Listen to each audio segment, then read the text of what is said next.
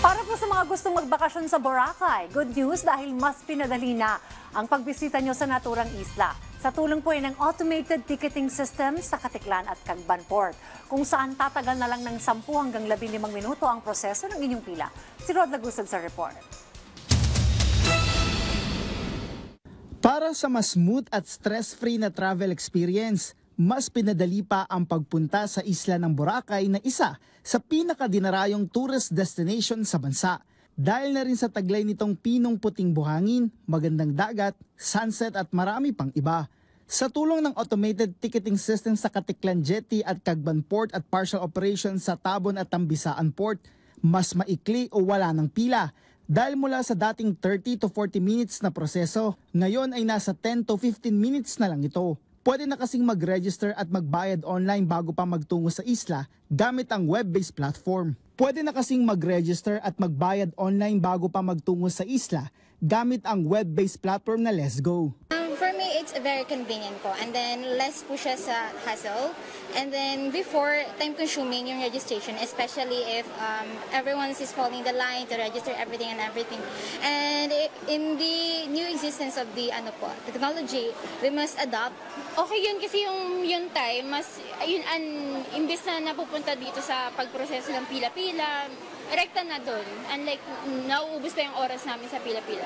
Yun, pupunta na lang kami. Ayon sa probinsya ng Aklan, sa Port o Pantalan nagsisimula at nagtatapos ang Boracay Experience. Yung na-experience nila before, syempre naman tayo na nakikinig naman tayo mismo sa turista kung on what we have to improve sa services natin. So at least may kita na nila ngayon coming here na nakinig kami sa kanila. Ayon sa DOT, makakatulong ito sa competitiveness ng turismo ng bansa pagdating sa global market.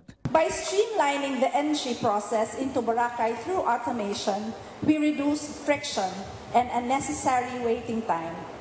Tourists can now arrive with ease, clarity, and convenience. Bahagi ito ng pagtulak ng kagawaran sa pagkakaroon ng smart tourism, kung saan kabilang ang paggamit ng makabagong teknolohiya.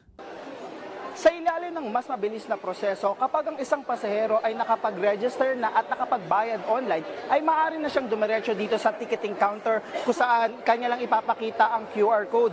Dito ay i-check ang kanyang valid ID at saka ibibigay ang kanyang ticket para sa boat ride. Pero habang niro-roll out ang prosesong ito, hindi naman tinatanggal dito yung on-site registration kung saan pwedeng i-scan ng pasahero ang kanyang valid ID o mag-fill out. Matapos ito ay magbabayad siya dito sa ticketing counter ng environmental, terminal at boat ride fee.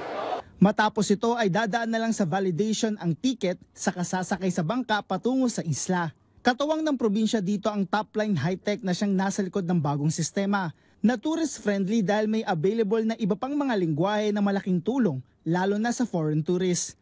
Dagdag pa rito, nakakatulong din ito para makalikha ng trabaho.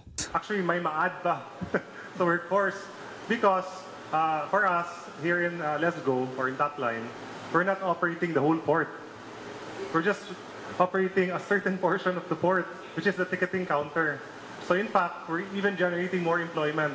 May karagdagan na 35 pesos para sa convenience fee at 15 pesos naman para sa booking fee o charge sa paggamit ng online payment. Bahagi ng convenience fee ay mapupunta sa provincial government at sa piling non-government organization. Inaasahan nila na sa huling quarter ng taon, ang paggamit ito ay sa pangkalahatan na, pero mananatili pa rin ang on-site registration. Rod Lagusad, para sa Pambansang TV sa Bagong Pilipinas.